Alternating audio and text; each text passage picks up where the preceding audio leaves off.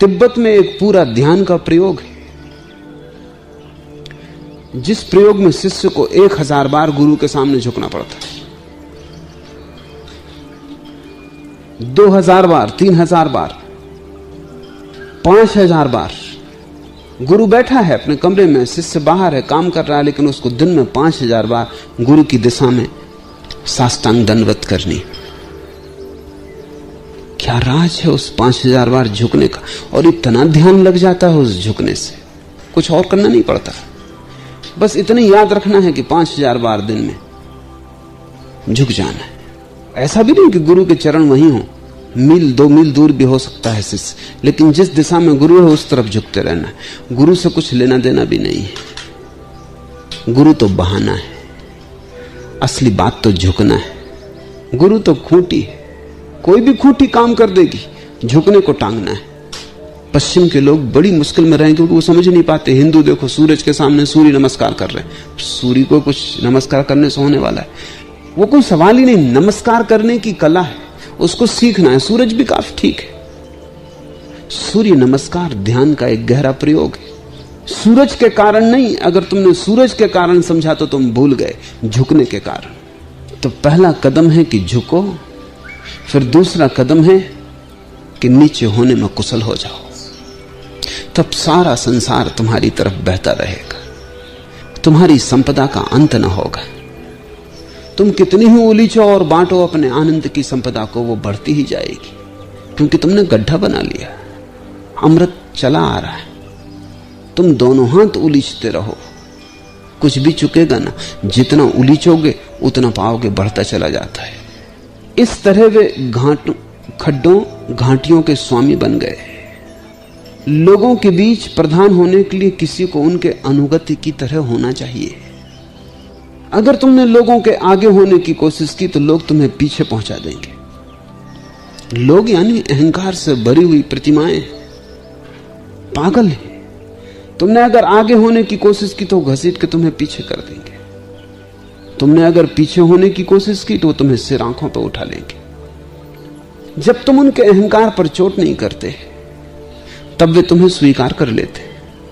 जब तुम उनके अहंकार पर चोट करते हो तब उनका अहंकार प्रतिशोध से भर जाता है। और लोग तो पागल हैं। तो लाओस से कहता है, अगर तुम चाहते हो कि सच में ही तुम लोगों के आगे हो जाओ तो कला है पीछे हो जाना। लेकिन यहां एक बात समझ लेना कि अगर तुम आगे होने के लिए ही पीछे हो रहे हो तो तुम चूक जाओगे, क्योंकि वो तो कोई बात ना हुई। तुम किसको धोखा दोगे? तो इसको ऐसा मत समझना कि अगर तुम चाहते हो आगे होना तो पीछे हो जाओ, क्योंकि अगर आगे होने की चाह है और पीछे होना केवल एक साधन है तो तुम पीछे हो ही नहीं रहे। बाजीद के एक शिष्य ने उससे कहा कि मैंने तुम्हारे वचनों में पढ़ा और तुमसे सुना कि अगर तुम स्त्रियों को छोड़ दोगे तो स्त्रियां तुम्हारे पीछे आएंगी। अगर तुम धन छोड़ दोगे तो धन की देवी तुम्हारा पीछा करेगी। आज 20 साल हो गए और अभी तक कोई आया नहीं। तो बाजीद ने कहा, वो आएगा भी नहीं, क्योंकि तुम पीछे लौट लौट के देख रहे हो। वो धन की देवी आएगी भी नहीं, क्योंकि तुम धोखा नहीं दे सकते धन की देवी को।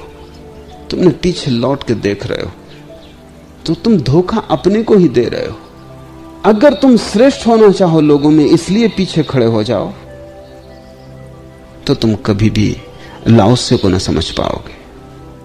हां, अगर तुम पीछे खड़े हो जाओ तो तुम श्रेष्ठ हो जाओगे। वो बाई प्रोडक्ट है, वो परिणाम है।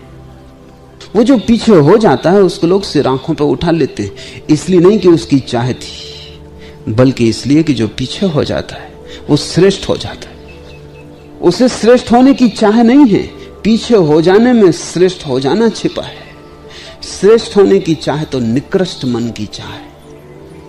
श्रेष्ठ होने की चाह तो हीनता की चाह है। उसने सब हीनता छोड़ दी। उसने हीनता इस तरह छोड़ दी कि अब वो सबके पीछे खड़ा हो सकता अपनी महागरिमा में।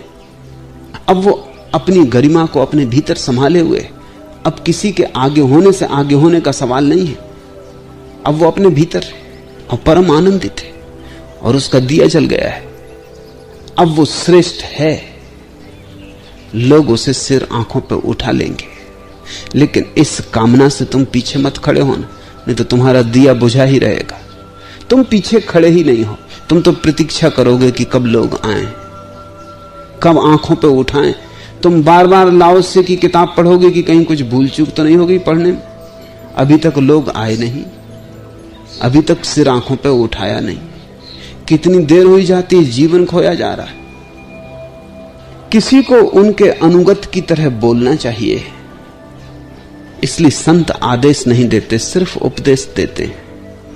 आदेश तो सम्राट देते, उनकी मालकियत। उपदेश का तो अर्थ होता है केवल सलाह। मानो तो ठीक, न मानो तो भी ठीक है। और संत बिना मांगे सलाह भी नहीं देते। बुद्ध का तो नियम था कि जब तक कोई 3 बार न पूछे वो जवाब न देते थे।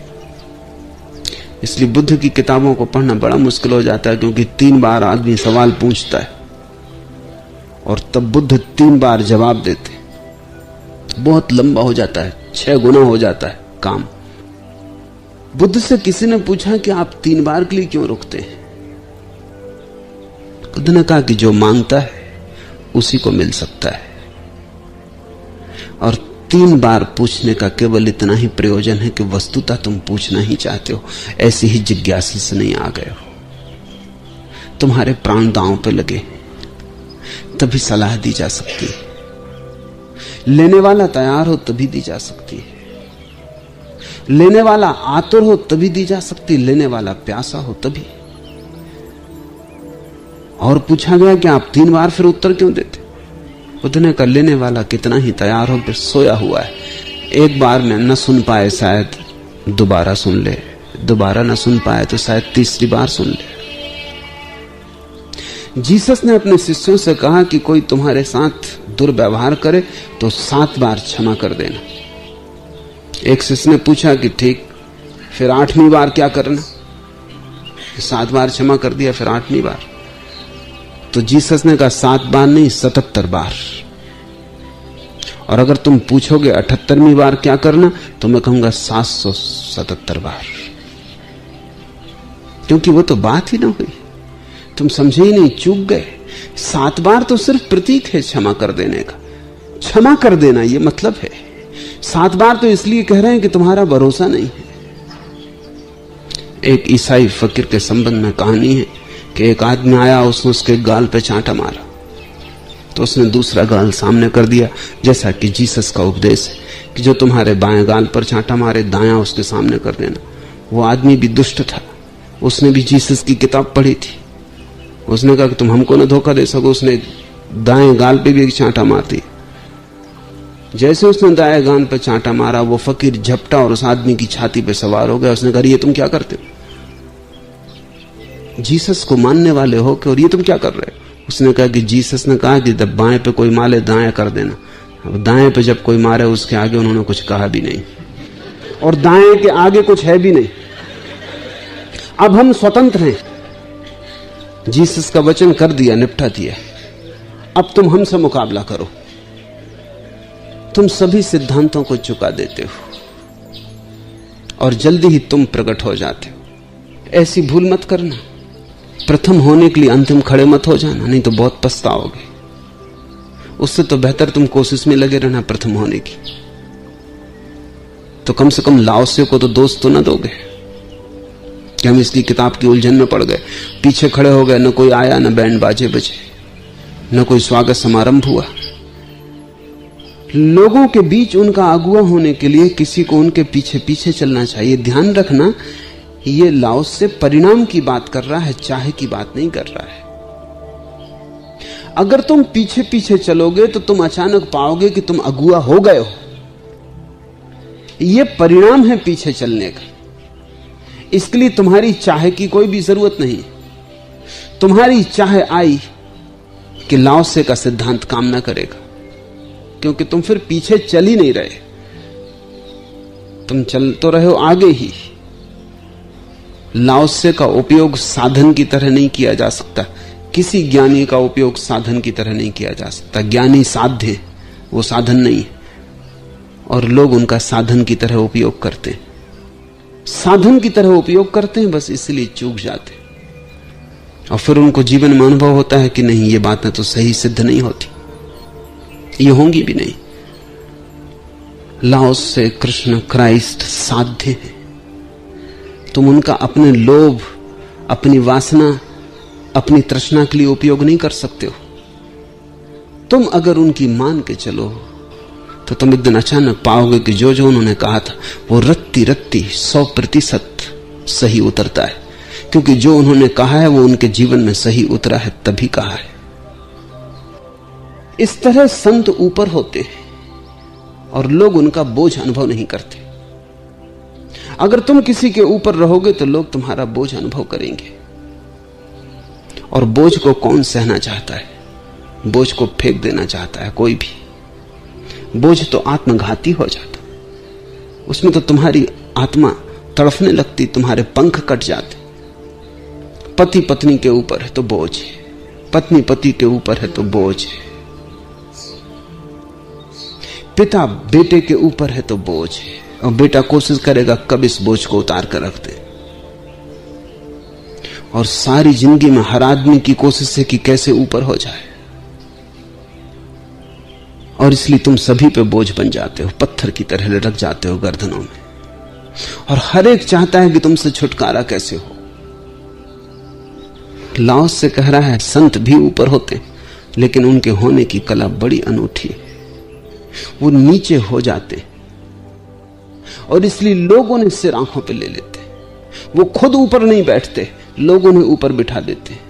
और जब कोई अपनी ही मौत से किसी को अपने सिर पे लेता है तब बोझ मालूम नहीं पड़ता। जब कोई जबरदस्ती तुम्हारे सिर पर होता तब बोझ मालूम पड़ता है। इसलिए प्रेम निर्बोझ कर देता है। और संत बड़ा प्रेम जगाते, क्योंकि जो आदमी सबसे पीछे बैठा है वो तुम्हारे अहंकार को तो चोट देता ही नहीं, उससे तुम्हारा कोई संघर्ष ही नहीं है। अचानक उसकी विनम्रता तुम्हें छूने लगती, उसके पास एक विनम्रता का वातावरण होता है, एक अलग ही ऊर्जा का प्रवाह होता है। अहंकारी आदमी को कहने की जरूरत भी नहीं पड़ती कि अहंकारी, तुम फौरन समझ जाते हो कि अहंकारी। उसकी चाल में, उसके उठने बैठने में हर तरफ अकड़ है, हर तरफ वो दिखला रहा है कि मैं कुछ हूं, समझे, जानते हो मैं कौन हूं। विनम्र आदमी ऐसे है जैसे छिपा है, जैसे नहीं चाहता कि तुम्हारी आंख में पड़े, जैसे नहीं चाहता कि तुम्हारे रास्ते को काटे, जैसे नहीं चाहता कि आवाज हो जाए, पग ध्वनि भी तुम्हें सुनाई पड़े और बाधा पड़े। ज़ैन फकीर कहते हैं कि जब किसी व्यक्ति को ज्ञान हो जाता है, और वो ठीक कहते हैं, तो शिष्य को बताना नहीं पड़ता गुरु को आके कि ज्ञान हो गया। शिष्य के आते ही गुरु कह देता है तो हो गया, बात पूरी हो गई। ऐसा भी हुआ है कि रिंझाई जब ज्ञानी हुआ और अपने गुरु के झोपड़े की तरफ गया तो वो बाहर सीढ़ियां चढ़ रहा था और गुरु ने भीतर कोठे से चिल्ला के कहा तो रिंझाई पा गया। अभी गुरु ने देखा नहीं, सिर्फ पग ध्वनि सुनी थी। रिंझाई चकित हुआ और शिष्य चकित हुए। उन्होंने गुरु से पूछा कि बात क्या है, तो उन्होंने कहा कि जब अहंकारी चलता है तो उसकी पग ध्वनि अलग होती, उसके पैर में भी चोट होती, वो पैर की आवाज से भी कहता है मैं आता हूं, राह करो। और जब विनम्र आदमी आता है तो उसके पैरों में वो चोट नहीं होती, उसके पैरों में माधुर्य आ जाता है। उसके पैर ऐसे आते हैं कि किसी को बाधा न पड़ जाए, किसी के सुर संगीत में कोई व्यवधान न आ जाए, मेरे चलने से भी किसी को कोई अड़चन न हो जाए। वो ऐसे आता है जैसे छाया आती। रिंझाई ने खुद एक गीत लिखा है कि जब कोई ज्ञान को उपलब्ध हो जाता है तो वो ऐसे हो जाता है जैसे वृक्ष की छाया सीढ़ियों को बुहारती है लेकिन धूल उड़ती नहीं। वृक्ष की छाया सीढ़ियों को बुहारती है लेकिन धूल उड़ती नहीं। एक दूसरे गीत में रिंझाई ने कहा है जैसे बगलों की कतार आकाश में उड़ती है, न तो बगले चाहते हैं कि झील में प्रतिबिंब बने और न झील की कोई आकांक्षा है प्रतिबिंब बनाने की। प्रतिबिंब बनता है और मिट जाता है, न झील को पता चलता न बगलों को पता चलता। ऐसा है व्यक्ति जो ज्ञान को उपलब्ध हो जाता है, किसी को पता ना चले। प्रतिबिंब भी बने तो आहट ना हो, छाया भी बुहारे तो धूल का एक कण भी कपे ना, इतनी भी हिंसा नहीं चाहता। निश्चित ही उसके पैर की गति, उसके पैर की आवाज सब बदल जाती। उसके पगध्वनि में पैसिविटी होती, एक्टिविटी नहीं। उसकी पगध्वनि में कर्म नहीं होता, अकर्म की दशा होती। वो चलता नहीं जिससे कोई उसे चला रहा है, वो भीतर खाली हो गया है, शून्य। और उसके शून्य की प्रतिध्वनि उसके प्रत्येक कृत्य में मिलती। संत ऊपर होते हैं और लोग उनका बोझ अनुभव नहीं करते, क्योंकि लोग स्वयं ही उन्हें ऊपर उठा लेते हैं। तुम किसी के ऊपर बैठने की कोशिश मत करना। तुम जिसके भी ऊपर बैठ जाओगे वही तुम्हारा दुश्मन हो जाएगा। और इसी तरह तो तुमने 1000 तरह के दुश्मन अपने आसपास इकट्ठे कर लिए, और तुम्हारी पूरी चेष्टा यह है कि किसी के भी ऊपर बैठ जाएं। छोटा सा बच्चा भी घर में पैदा होता है तो मां और बाप उसके ऊपर चढ़ने की कोशिश शुरू कर देते। छोटे से बच्चे को भी तुम छोड़ते नहीं, उसकी भी सवारी करते हो। और तब अगर बच्चे मां बाप के दुश्मन हो जाते हैं तो कुछ आश्चर्य नहीं। अगर पति पत्नी के बीच तालमेल खो जाता है तो कुछ आश्चर्य नहीं, क्योंकि दोनों एक दूसरे के ऊपर सवारी की कोशिश में संलग्न है। कौन किसको डोमिनेट करे, कौन किसको चलाए, कौन असली मालिक। क्या तुम इतने हीन हो कि तुम्हें छोटे बच्चे से भी प्रतिस्पर्धा करनी पड़ती? क्या तुम इतने हीन हो कि तुम अपनी पत्नी के ऊपर भी निर्बोझ नहीं हो सकते?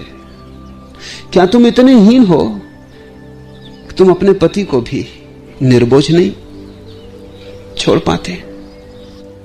जितनी श्रेष्ठता होती है उतना ही आदमी दूसरे को निर्बोझ छोड़ देता है, और जितनी हीनता होती है उतना ही आदमी दूसरे की छाती पे सवार होता है। क्यों? क्योंकि जब तुम श्रेष्ठ होते हो लोग स्वयं ही तुम्हें सिर पे उठा लेते हैं। जब तुम निकृष्ट होते हो तभी तुम्हें खुद सीढ़ी लगा के लोगों के सिर पे चढ़ना पड़ता है, क्योंकि निकृष्ट को कौन सिर पे रखेगा। इसलिए तो तुम्हारी राजनीति निकृष्ट लोगों का धंधा हो जाती है। उसमें जो निम्नतम है समाज में वे संलग्न हो जाते हैं, क्योंकि राजनीति सीढ़ी है जिससे पूरे मुल्क की छाती पर सिर पे चढ़ के बैठा जा सकता है।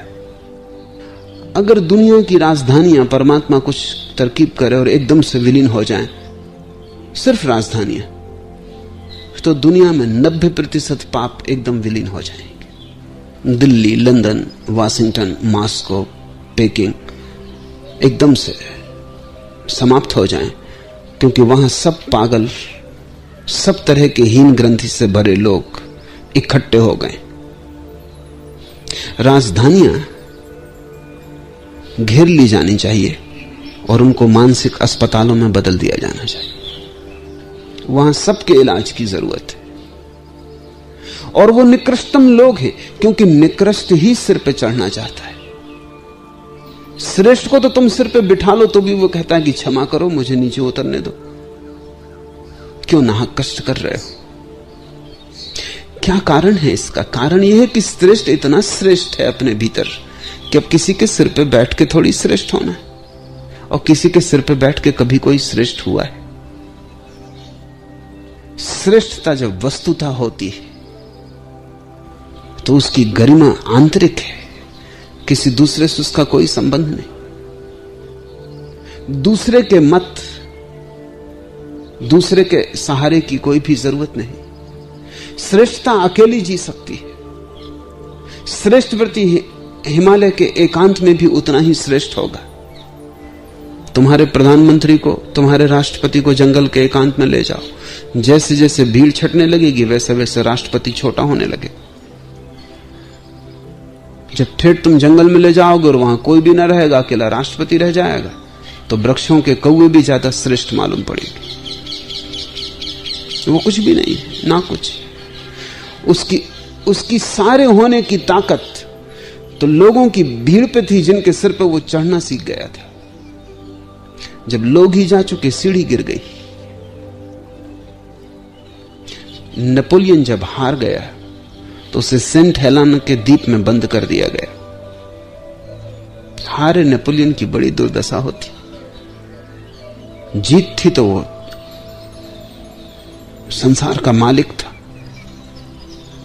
हार गया तो दो कौड़ी का हो गया। लेकिन फिर भी जैसे रस्सी जल जाती और अकड़ रह जाती, रस्सी तो जल गई, लेकिन मरते दम तक नेपोलियन ने कपड़े न बदले, सड़ गए, गंदे हो गए, फट गए। बहुत बार कहा गया कि नए कपड़े आपके लिए उपलब्ध हैं, आप पहन लें। उसने कहा कि नहीं।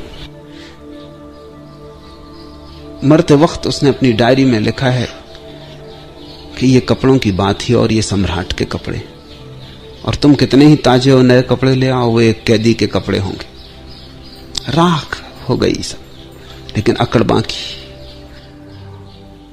अभी भी वो चलता है तो उसी अकड़ से। फटे हैं कपड़े, पुराने हैं कपड़े, जरा जीर्ण हो गए, लेकिन वो अब भी अपने को सोच रहा है कि सम्राट है। मरते समय उसने लिखा है कि मान लिया कि मैं अब सम्राट नहीं हूं, लेकिन इसे तो कोई भी इंकार न करेगा कि मैं एक हारा हुआ सम्राट हूं। हारा हुआ हूं माना, मगर हूं तो सम्राट ही। मगर हारे हुए सम्राट का क्या मतलब होता?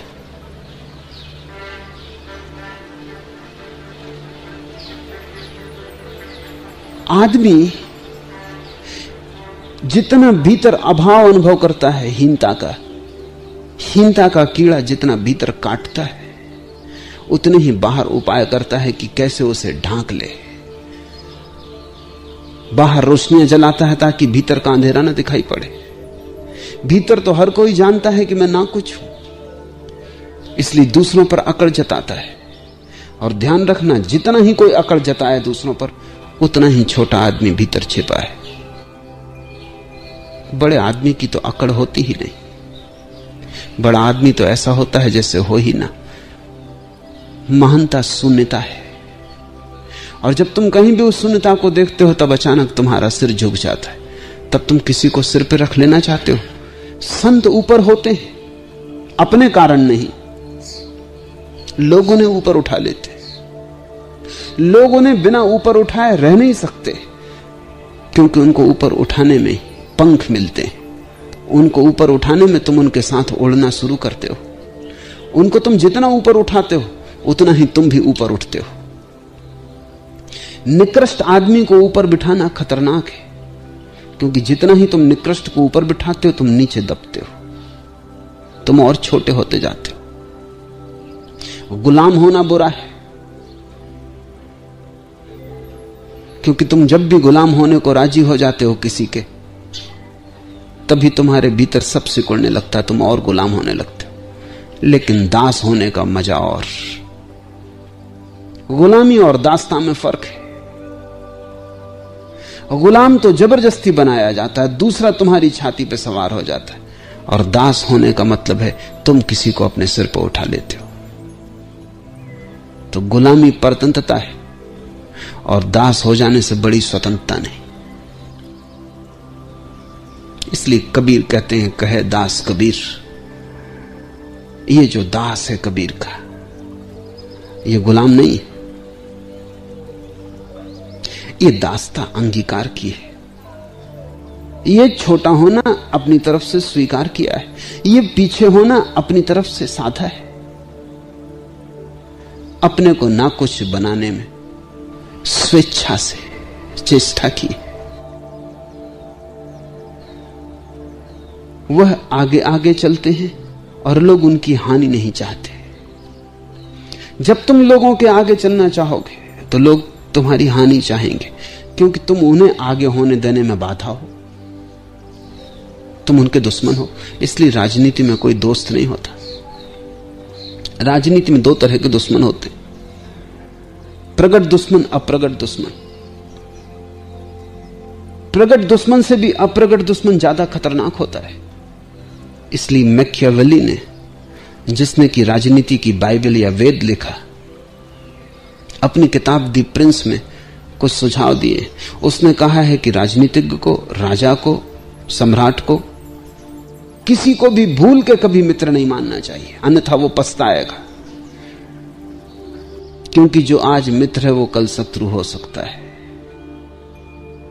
और उसने ये भी कहा कि शत्रु के संबंध में भी ऐसी बात नहीं कहनी चाहिए कि कभी मित्रता बनने का मौका आए तो वो बात बाधा बने, क्योंकि वहां कोई भी शत्रु हो सकता है, कोई भी मित्र हो सकता है। राजनीतिक के आसपास जो लोग होते हैं वो भी शत्रु हैं, क्योंकि वो भी कोशिश कर रहे हैं कि तुम जिस सिंहासन पर हो वो हो जाएं। तो कुछ शत्रु बाहर चेष्टा करते हैं वहां से आने की, और कुछ शत्रु घर के भीतर होते हैं और वहां से चेष्टा करते हैं। राजनीतिक का मित्र कोई हो ही नहीं सकता, क्योंकि जो महत्वाकांक्षा तुम्हें ले आई है वही दूसरों को भी ले आई है। तो इंदिरा को डर कोई जयप्रकाश से ही नहीं, यशवंतराव चौहान से भी उतना ही ज्यादा। और बाहर के दुश्मन से तो सुरक्षा करना आसान, भीतर के दुश्मन से सुरक्षा करना मुश्किल, क्योंकि वो भीतर। इसलिए तो इंदिरा को रोज रोज पोर्टफोलियो बदलने पड़ते हैं कि किसी को भी ये भ्रांति ना हो जाए कि तुम जम गए। उखाड़ते रहना पड़ता है। तुमको पक्का पता रहना चाहिए कि तुम जम नहीं गए हो, कि तुम और आगे जाने की कोशिश करने लगो। तुम जहां हो वहीं रहने में तुम्हें लगाए रखना पड़ता है कि तुम किसी तरह वहीं बने रहो, क्योंकि तुम्हें अगर ये पक्का भरोसा हो जाए कि तुम जहां हो वहां से तुम्हें कोई नहीं हटा सकता, तो तुम और ऊपर चढ़ने की कोशिश शुरू कर दोगे। इसलिए हर राजनीतिज्ञ को अपने कैबिनेट को हमेशा उखड़ी हालत में रखना पड़ता है, कपाए रखना पड़ता है। तो किसी को भी पक्का भरोसा न हो जाए कि ये कुर्सी तय हो गई। अगर ये तय हो गई तो तुम्हारी शक्ति ऊपर वाली कुर्सी की तरफ जाने में संलग्न हो जाएगी। इसलिए इस कुर्सी को हिलाए रखना पड़ता है कि तुम्हारी ताकत इसी पे बैठे रहने में लगी रहे और तुम्हारी ताकत आगे ना जा पाए। राजनीति में मित्रता संभव नहीं, क्योंकि महत्वाकांक्षी की क्या मित्रता हो सकती। हम सब महत्वाकांक्षी हैं अगर हम सब एक दूसरे के दुश्मन हैं तब, क्योंकि हम वही पाने की कोशिश कर रहे हैं जो दूसरे भी कर रहे हैं, और वो न्यून है। चाहे धन हो, चाहे पद हो, सारा संसार उसी को पाना चाह रहा। इसलिए सारा संसार एक दूसरे का दुश्मन है, और एक कलह सतत चलती रहती, शिष्टाचार में छिपी, संस्कृति में ढकी, वस्त्रों में, शब्दों में, बातों में छिपाई हुई, लेकिन भीतर एक संघर्ष चल रहा है। संत आगे आगे चलते हैं और लोग उनकी हानि नहीं चाहते, क्योंकि संत तो पीछे चलता है, लोग ही उसको पकड़ के आगे ले आते हैं। और जैसे ही लोग उसे छोड़ दें वो फिर पीछे चला जाता है। ऐसी अनूठी घटना इस देश में घटी है कि सम्राट से भी ऊपर जंगल में बसे ऋषि का स्थान हो गया था। वो हट गया था पीछे, लेकिन सम्राट जाके उसके चरण छूता।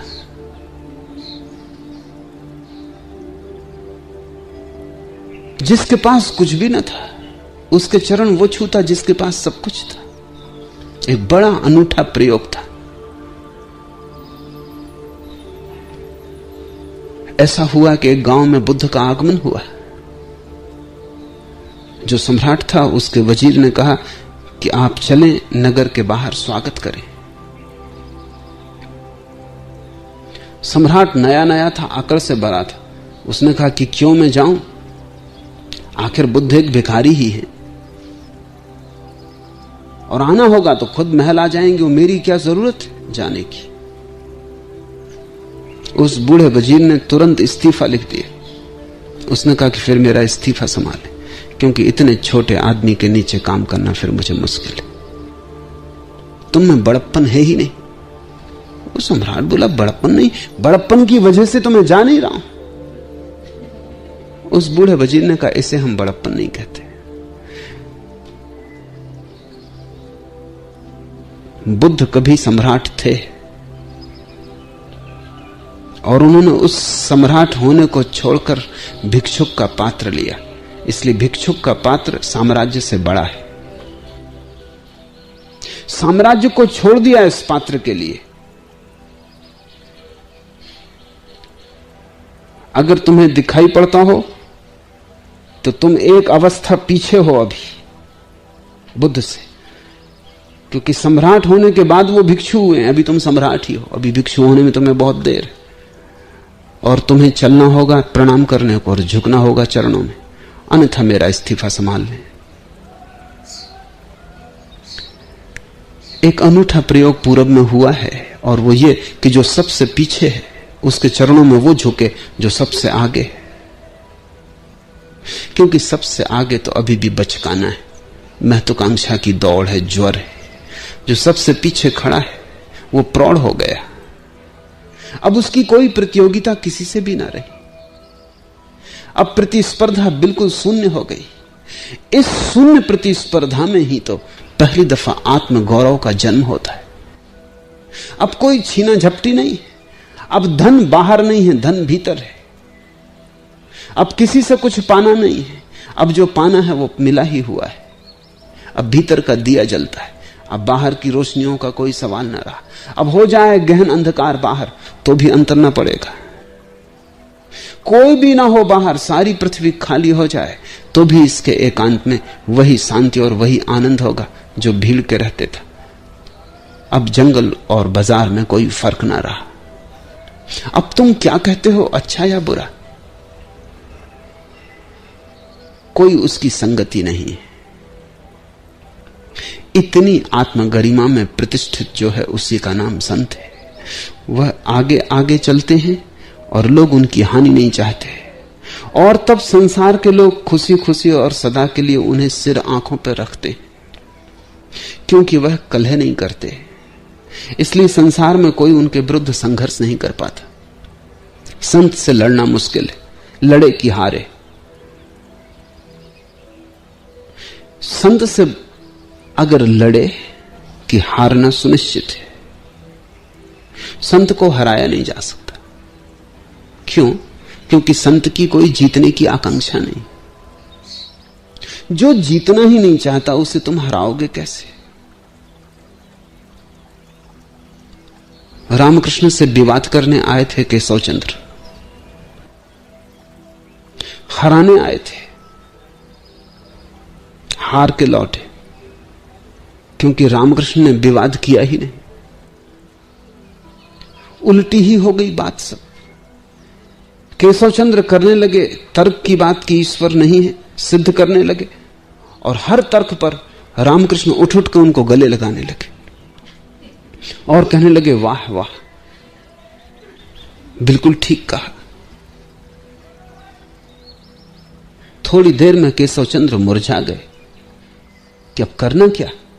जो भीड़ देखने आई थी रामकृष्ण की पराजय को, वो भी बड़ी बेचैन हो गई कि ये किस तरह का विवाद हो रहा है। तो केशवचंद्र ने कहा, आप मेरी सब बातों को हां कहते हैं तो आप पराजय स्वीकार करते हैं? रामकृष्ण ने कहा, मैंने कभी दावा ही कहां किया तुम्हें जीतने का। तुम्हारी जैसी प्रतिभा को और मुझ जैसा गंवार जीत सकेगा? असंभव। मगर एक बात तुमसे कहता हूं कि मैं तो बेपढ़ा लिखा हूं, परमात्मा की कोई बहुत बड़ी प्रतिभा मुझसे प्रकट नहीं हो रही। तुम्हें देख के मुझे पक्का भरोसा आ गया कि परमात्मा है। इतनी प्रतिभा, ऐसा तर्क, कैसे गजब की बातें तुमने कही। जहां इतनी प्रतिभा हो सकती है वहां परमात्मा होना ही चाहिए, क्योंकि पदार्थ से ऐसी प्रतिभा कैसे पैदा होगी। और यह मानने को मैं राजी नहीं हूं केशव कि तुम सिर्फ मिट्टी पत्थर हो। तुम्हारे भीतर ऐसा संगीत बज रहा है बुद्धिमत्ता का, वो संगीत खबर देता है कि परमात्मा है। इसके पहले मुझे थोड़ा बहुत शक भी रहा हो, तुम्हारे आने से वो भी मिट गया। केशवचंद्र हार के लौटे, क्योंकि संत की कलह क्या है, उसका दावा क्या है, उसे कुछ सिद्ध करना नहीं है। संत का कोई सिद्धांत थोड़ी है जिसे सिद्ध करना है, कोई शास्त्र थोड़ी है जिसे सिद्ध करना है। संत का तो एक जीवन है, और उस घड़ी में केशव की आंखें खुल गई और देखा संत के जीवन को, और देखी इस महिमा को जिसे कि विरोध भी हरा नहीं सकता, जिसे विवाद से मिटाया नहीं जा सकता। देखी इस आस्था को कि कितने ही तूफान उठाए जाएं तर्क के, आस्था का दिया डगमगाता भी नहीं, उल्टे तूफान से भी जीवन ले लेता है। तुमने देखा कभी कि छोटे दिए बुझ जाते हैं हवा के झोंके में, लेकिन बड़ी आग लगी हो तो हवा घी का काम करती है। आग लग गई हो मकान में तो उस वक्त एक ही सुरक्षा है कि हवा ना चले, क्योंकि आग लगी हो मकान में और हवा चल जाए तो आग बढ़ जाएगी, बुझना मुश्किल हो जाएगा। लेकिन गणित तो देखो, छोटा सा दिया हवा आती तो बुझ जाता है, बड़ी आग हवा आती तो और जलती है। संत इतनी बड़ी आग है कि बुझाने को तुम अगर तूफान लाओगे तो घी का काम होगा। छोटे छोटे दिए विवाद से हार जाते हैं, बड़ी आग विवाद से बढ़ती।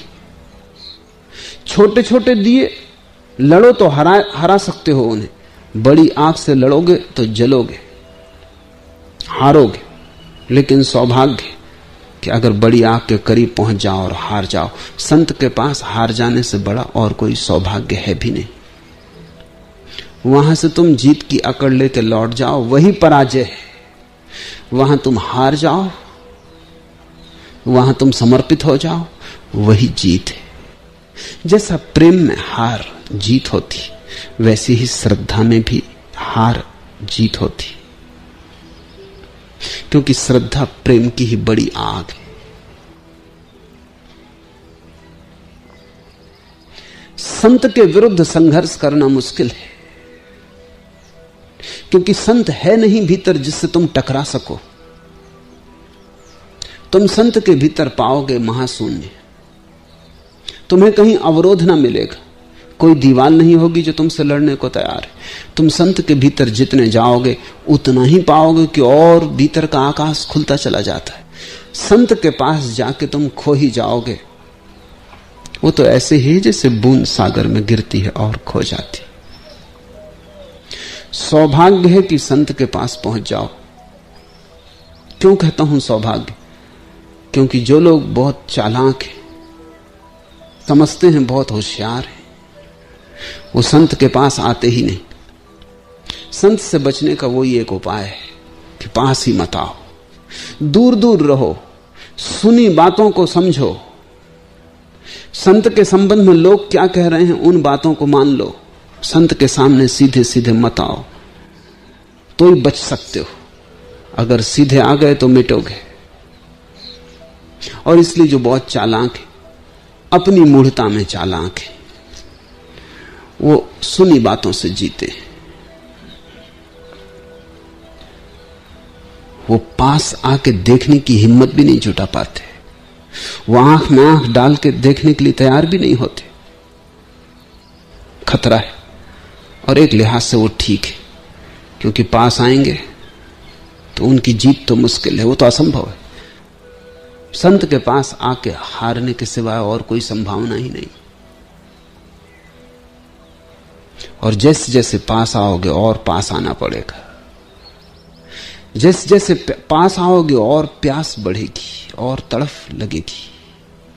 जैसे जैसे पास आओगे वैसे वैसे मिटने की बड़ी तीव्र आकांक्षा गहन होगी। एक दिन संत में डूबोगे, और जिस दिन संत में डूब जाओ उस दिन तुम्हारे भीतर भी संतत्व का उदय हो गया। उस दिन तुम वही न रहे जो आए थे। उस दिन आंख से तुम गुजर गए और तुम्हारा सोना निखर आया। तुम शुद्ध कुंदन हो गए, सब कचरा जल गया। संत एक क्रांति है जिससे तुम गुजर सकते हो। मिटने की तैयारी हो तो ही पास आना चाहिए। लोग ऐसे हैं कि पास भी आ जाते हैं, मिटने की तैयारी नहीं, तब बड़ी मुश्किल में पड़ जाते हैं। तब उनकी दुविधा में देखता हूं, उनकी तकलीफ में देखता हूं। एक कदम पास आते हैं मेरे, एक कदम दूर जाते हैं। एक हाथ से पास आते हैं, दूसरे हाथ से अपने को संभाले रखते हैं। ऐसा हुआ कि मुल्ला नसरुद्दीन की पत्नी एक दिन आई और उसने कहा जल्दी करें और खतरे की घड़ी है, मुल्ला फांसी लगाने की कोशिश कर रहा है। मैं उसके साथ मुल्ला के घर तक गया। राह में वो बार बार कहने लगी जल्दी चलें, ये आपकी चाल ठीक नहीं, ये मामला संकट का है। मैंने कहा तू घबरा मत, जो आदमी कभी किसी चीज में सफल नहीं हुआ वो आत्महत्या में भी सफल होगा नहीं, तू बिल्कुल बेफिक्र रहे। पर उसको पसीना चू रहा और हाथ पैर कप रहे हैं। वो बोली कि आत्महत्या बात और है, और चीज में सफल ना हुआ हो, क्योंकि दूसरों का सवाल था, तो अकेले आत्महत्या तो खुद ही करनी, कोई बाधा भी देने वाला नहीं। कमरा उसने बंद कर रखा है। मैंने कहा तू बिल्कुल फिक्र मत कर, मैं उसे भली भांति जानता हूं, वो सफल किसी चीज में हो ही नहीं सकता। उसके घर पहुंचे, देखा तो इंतजाम उसने पूरा कर रखा था। रस्सी बांध रखी थी छप्पर से, एक स्टूल पर खड़ा था और रस्सी अपनी कमर में बांध रहा था। नसरुद्दीन अगर मरना है तो कमर में रस्सी क्यों बांध रहा है? उसने कहा कि पहले गले में बांधने की कोशिश की पर बड़ी बेचैनी होती, और मरना तो है ही, तो मैं कमर में बांध रहा हूं। क्या कोई ऐसी तरकीब नहीं कि आदमी आराम से मर सके? बस ऐसी दुविधा में हैं बहुत लोग। संत के पास पहुंच जाते हैं और फिर अपने को बचाना भी चाहते हैं, कमर में रस्सी बांधते, कहते हैं गर्दन में बांधते हैं तो बेचैनी होती। बचाते भी हैं अपने को और बचा भी नहीं सकते हैं, क्योंकि आमंत्रण सुन लिया गया है, पुकार आ गई है, बुलावा आ गया है, और भीतर लग रहा है कि तैयार है, कूद लेना चाहिए, छलांग लेनी चाहिए।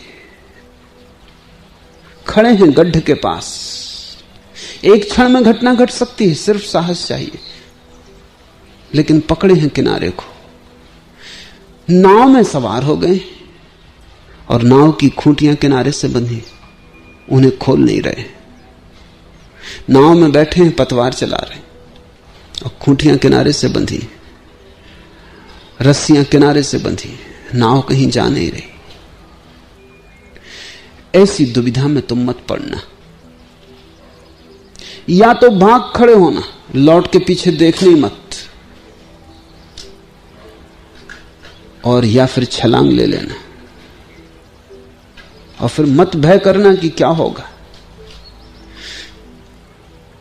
इन दो के बीच रहोगे तो न घर के न गांठ के, न संसार के न सन्यास के, न पदार्थ के न परमात्मा के, तब तुम बड़ी उलझन में रहोगे। वो किनारा छूट गया और दूसरा किनारा मिलता नहीं, और मझधार में डूबने जैसी गति हो जाएगी। संत के पास आना हो तो पूरे, ना आना हो तो भी पूरे ना आना। मध्य में बड़ा तनाव पैदा हो जाता, बड़ा संताप पैदा होता है, और कमर में रस्सियां बांध के कोई फांसी नहीं लगती। और बेचैनी तो होगी, क्योंकि सारे अतीत को मार डालना है।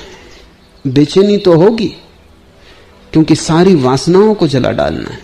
बेचैनी तो होगी, क्योंकि अब तक की सारी महत्वाकांक्षा और पागलपन को आग में गिरा देना है, राख कर देना है अहंकार को। बेचैनी तो निश्चित है, लेकिन उसी बेचैनी के बाद, उसी अंधेरी रात के बाद सुबह का जन्म है। और जिन्हें सुबह देखनी, उन्हें अंधेरी रात से गुजरने का साहस चाहिए ही। एक तिब्बतन आश्रम में कोई 1000 साल पहले एक छोटी सी घटना घटी। उससे ही हम कबीर में प्रवेश शुरू करें।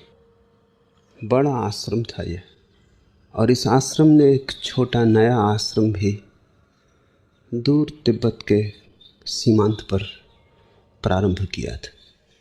आश्रम बन गया, खबर आई कि सब तैयारी हो गई है, अब आप एक योग्य सन्यासी को पहुंचा दें जो गुरु का पद संभाल ले।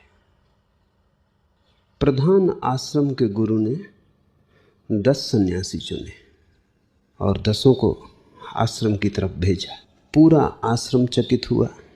कोई 1000 सन्यासी अंतेवासी थे, उन्होंने कहा बात समझ में न आई। एक बुलाया था, 10 भेजे। उत्सुकता बहुत तीव्र हो गई, जिज्ञासा संभले न संभली, तो कुछ सन्यासी गए और गुरु को कहा हम समझ ना पाए, एक का ही बुलावा आया था, आपने 10 क्यों भेजे? गुरु ने कहा रुको, जब वे पहुंच जाएं तब तुम्हें समझा दूंगा। 3 सप्ताह बाद, यात्रा लंबी थी, पहाड़ी थी, पैदल यात्रा थी। 3 सप्ताह बाद खबर पहुंची कि आपने जो एक सन्यासी भेजा था वो पहुंच गया। अब और भी मुसीबत हो गई। अब तो पूरा आश्रम एक ही चर्चा से भर गया कि ये तो रहस्य सुलझाना और उलझ गया। 10 भेजे थे, खबर आई एक ही पहुंचा। फिर उन्होंने गुरु से पूछा तो गुरु ने कहा 10 भेजो तब एक पहुंचता है। फिर पूरी कहानी बाद में पता चली। 10 यात्रा पर गए, पहले ही गांव में प्रवेश किया और एक आदमी ने सुबह ही सुबह नगर के द्वार पर पहला जो सन्यासी था उसके पैर पकड़ लिए और कहा ज्योतिषी ने कहा है कि जो भी व्यक्ति कल सुबह पहला प्रवेश करे उसी से मैं अपनी लड़की की शादी कर दूं। लड़की ये है और इतना धन मेरे पास है और कोई मालिक नहीं, एक ही लड़की है, कोई और मेरा बेटा नहीं। ज्योतिषी ने कहा अगर पहला आदमी इंकार कर दे तो जो दूसरा आदमी हो,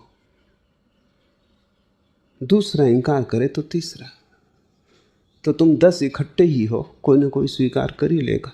पहले ने ही स्वीकार कर लिया, लड़की बहुत सुंदर थी, धन भी काफ़ी था। उसने अपने मित्रों से कहा कि मेरा जाना न हो सकेगा आगे, परमात्मा की मर्जी यही दिखती कि मैं इसी गांव में रुक जाऊं। दूसरे गांव में जब वे पहुंचे तो गांव के राजा का जो पुरोहित था वो मर गया था और वो एक नए पुरोहित की तलाश में था। अच्छी नौकरी थी, शाही सम्मान था, काम कुछ भी न था। एक सन्यासी वहाँ रुक गया और ऐसे ही पहुँचते पहुँचते जब सिर्फ 10 मील दूर रह गया था आश्रम, वे गांव में एक सांझ रुके। 2 ही बचे थे। गांव के लोगों ने प्रवचन आयोजित किया था, उनमें से एक बोला। जब वो बोल रहा था तो एक नास्तिक बीच में खड़ा हो गया और उसने कहा कि ये सब बकवास है, ये बुद्ध और बुद्ध वचन ये सब 2 कौड़ी के कचरा है, इसमें कुछ सार नहीं। जो सन्यासी बोल रहा था उसने अपने मित्र से कहा अब तुम जाओ, मैं यहीं रुकूंगा जब तक इस नास्तिक को बदल के आस्तिक न कर दिया, तब तक मैं इस गांव से निकलने वाला नहीं। ऐसे एक पहुंचा। 10 चलते हैं तब एक पहुंचता है। इस घटना के आधार पर तिब्बत में ये कहावत बन गई कि 10 चलते हैं तब एक पहुंचता है। मार्ग कंटकाकीर्ण है और बहुत प्रलोभन है मार्ग में, जगह जगह रुकने के संभावना है और प्रलोभन प्रबल है और मार्ग कठिन है, चढ़ाई का है। एक एक कदम उठाना श्रम मांगता है, निष्ठा मांगता है। नीचे उतरने वाला मार्ग नहीं जहाँ सुविधा से कोई ढलक सकता है। चढ़ाव है, भारी चढ़ाव, गिरने के सब तरह की संभावनाएं, गिरने के सब तरह के सूक्ष्म कारण मौजूद हैं। इसलिए 10 चलें और एक भी पहुंच जाए तो काफ़ी है। इजिप्ट में वे कहते हैं कि 1000 बुलाए जाते हैं और एक चुना जाता है, और मुझे लगता है तिब्बत से उनकी कहावत ज़्यादा सही है। 10 चलें और एक पहुंच जाए ये भी संभव नहीं मालूम होता। 1000 बुलाए जाते हैं और एक चुना जाता है। जीसस से किसी ने पूछा कि तुम्हारे प्रभु का राज्य कैसा है, तो जीसस ने कहा मछुए की जाल की तरह। मछुआ जाल फेंकता है, सैकड़ों मछलियां फंस जाती हैं, जो योग्य हैं, खाने के योग्य हैं, चुन ली जाती हैं, वहाँ की वापस पानी में फेंक दी जाती हैं। तो जीसस ने कहा प्रभु का राज्य भी मछुए की जाल की तरह। परमात्मा जाल फेंकता है, लाखों फंसते, पर इन्हें गिने चुने जाते हैं जो तैयार हैं। बाकी वापस पानी में फेंक दिए जाते। पानी यानी संसार। इसी तरह तो तुम बार बार फेंके गए हो। ऐसा नहीं है कि जाल में नहीं फंसे, कई बार फंसे हो, पर तुम योग्य ही न थे कि चुने जा सको। जाल में फंस जाना काफी नहीं है, मछुए की आंख में जचना भी जरूरी है। जाल में तो तुम फंस जाते हो जाल के कारण, लेकिन मछुआ तो तुम्हें चुनेगा तुम्हारे कारण। 1000 बार तुम फंस गए हो, न मालूम कितनी बार संन्यास लिया होगा, न मालूम कितनी बार भिक्षु बने होगे, न मालूम कितने बार घर द्वार छोड़ा होगा, आश्रम में वास कर लिया होगा, कितनी बार प्रार्थना की है, कितनी बार संकल्प किए, कितने व्रत, कितने उपवास, तुम्हारे अनंत जन्मों की अनंत कथा है। लेकिन एक बात पक्की है कि तुम जाल में कितनी ही बार फंसे हो, बार बार वापस जल में फेंक दिए गए हो। चुने तुम नहीं जा सके। चुनने के लिए पात्रता चाहिए। चुने जा सको इसके लिए भीतरी बल चाहिए, ऊर्जा चाहिए। चुने जा सको इसके लिए पात्रता चाहिए, और उस पात्रता को उपलब्ध करना दुर्गम है, अति दुर्गम है। इस संसार में सभी कुछ पा लेना आसान है। तुम जैसे हो वैसे ही रहते हुए इस संसार की सब चीजें पाई जा सकती। परमात्मा को पा लेना कठिन है, क्योंकि तुम जैसे हो वैसे ही रहते हुए परमात्मा को नहीं पाया जा सकता। तुम्हें बदलना होगा, और बदलाहट ऐसी है कि तुम्हें कुछ ना कुछ परमात्मा जैसे होना होगा, तभी तुम परमात्मा को पा सकोगे। क्योंकि जो परमात्मा जैसा नहीं है वो कैसे परमात्मा को पा सकेगा। कोई समानता चाहिए जहां से सेतु बन सके। कुछ एक किरण तो चाहिए तुम में सूरज की, जिसके सहारे तुम सूरज तक यात्रा कर सको। हम दूध से दही बनाते तो थोड़ा सा दही उसमें डाल देते, फिर सारा दूध दही हो जाता है। तो तुम में थोड़ा सा तो परमात्मा होना ही चाहिए, तभी तुम्हारा पूरा दूध दही हो सकेगा। उतना भी ना हो तो यात्रा नहीं हो सकती, और वहीं कठिनाई है। क्योंकि थोड़ा सा भी परमात्मा जैसा होना तुम्हारे सारे जीवन की व्यवस्था को बदलने के अतिरिक्त ना हो सकेगा। तुम्हारी पूरी जीवन की शैली और पद्धति रूपांतरित करनी होगी। इसलिए कबीर कहते हैं, तेरा जन एकाध है कोई। ऐसे करोड़ करोड़ लोग हैं, मंदिर हैं, मस्जिद हैं, गुरुद्वारे हैं, लोग प्रार्थनाएं कर रहे हैं, पूजा कर रहे हैं, अर्चना कर रहे हैं, पर तेरा जन कोई एकाध ही है। बड़ी पृथ्वी है, करोड़ों अरबों लोग हैं, मंदिरों की भी कोई कमी नहीं, प्रार्थना पूजा भी खूब चल रही है, अर्चना की धूप चल रही है, दिए चल रहे हैं, लेकिन अर्चना की आत्मा नहीं। पूजा हो रही है बाहर के मंदिर में, भीतर के मंदिर में पूजा का कोई स्वर नहीं। बड़ी सजावट है मंदिर में बाहर, भीतर का मंदिर बिल्कुल खाली है। तो जाओ कितना ही मंदिरों में, पहुंच ना पाओगे, क्योंकि उसका मंदिर कोई पत्थर मिट्टी का मंदिर नहीं, उसका मंदिर तो परम चैतन्य का मंदिर है। उसका मंदिर कोई आदमी के बनाए नहीं बनता। बात तो बिल्कुल उल्टी है, उसके बनाए आदमी बनाए। आदमी उसके मंदिर बना के किसको धोखा दे रहा है? तुम्हारे बनाए मंदिरों से तुम कहीं भी ना पहुंच सकोगे। तुम्हारे बनाए मंदिर तुमसे छोटे होंगे। उचित भी है, गणित साफ है। तुम जो बनाओगे वो तुमसे बड़ा कैसे हो सकता है? बनाने वाले से बनाई गई चीज बड़ी नहीं हो सकती। कविता कितनी ही सुंदर हो, कवि से बड़ी थोड़ी हो पाएगी। और संगीत कितना ही मधुर हो, संगीतज्ञ से बड़ा तो ना हो पाएगा। मूर्ति कितनी ही सुंदर हो, मूर्तिकार से तो सुंदर ना हो पाएगी। बनाने वाला तो ऊपर ही रहेगा, क्योंकि बनाने वाले की संभावनाएं अभी शेष हैं, सब चुक नहीं गया। वो इससे भी श्रेष्ठ बना सकता है। जिसने एक सुंदर गीत गाया वो इससे भी 1000 सुंदर गीत गा सकता है। और वो कितने ही गीत गाए, हर गीत के ऊपर ही वो रहेगा। तुम्हारे बनाए मंदिर तुमसे बड़े नहीं हो सकते। तुम्हारी बनाई हुई परमात्मा की प्रतिमाएं तुमसे छोटी होंगी। तुम ही उनके सृष्टा हो। तुम्हारा काम, तुम्हारा क्रोध, तुम्हारा लोभ, माया, मोह सब तुम्हारी मूर्तियों में समाविष्ट हो जाएगा। तुम्हारे हाथ ही तो छुएंगे और निर्माण करेंगे। तुम्हारे हाथ का जहर तुम्हारी मूर्तियों में भी उतर जाएगा। तुम्हारे बनाए हुए मंदिर तुमसे बेहतर नहीं हो सकते। और अगर तुम्हारा मन वैश्यालय में लगा है तो तुम्हारे मंदिर वैश्यालयों से बेहतर नहीं हो सकते। तुम जहां हो, तुम जैसे हो, तुम्हारी ही अनुकृति तो गूंजेगी, तुम्हारी ही धुन तो छूट जाएगी वहां।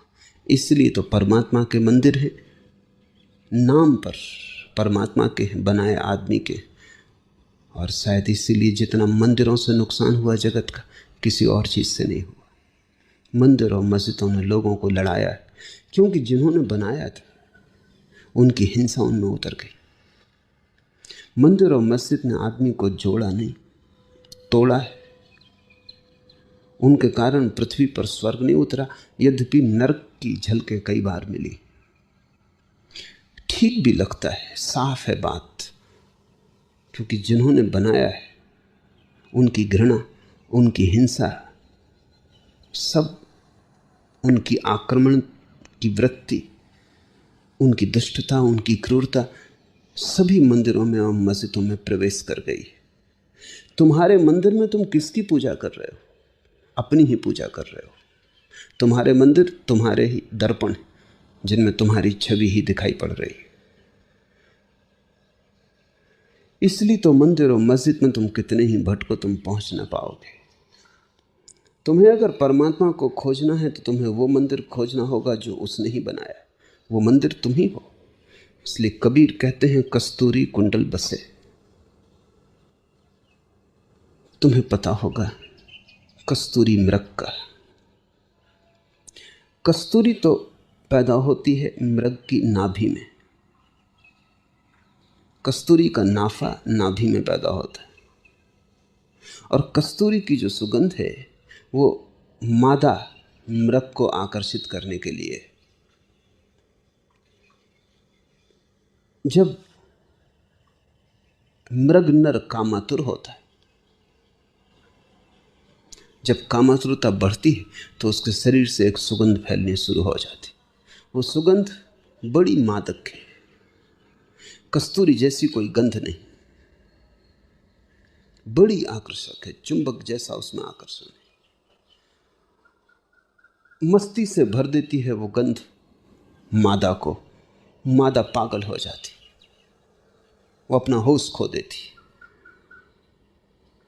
ये तो ठीक है, ये तो प्रकृति की व्यवस्था हुई। प्रकृति ने वैसी व्यवस्था की है कि नादा और मादा और नर एक दूसरे में चुंबकीय आकर्षण से बंधे रहें। मोर नाचता है, उसके पंख, उसका रंग कामातुर करते हैं। उसका नृत्य, उसके नृत्य की भनक मादा को आकर्षित करती है। कोयल गाती, उसकी ध्वनि पुकार है, उसकी ध्वनि में बंधी मादा चली आती। वैसे ही कस्तूरी मृग है, उसकी नाभि में कस्तूरी पैदा होती और उसकी गंध शराब जैसी है। उस गंध में मादा अपना होश खो देती और समर्पण कर देती। यहां तक तो ठीक है, लेकिन कस्तूरी मृग की एक तकलीफ है कि उसको खुद भी बास आती। मोर नाचता है तो खुद तो अपने पंखों को नहीं देख सकता।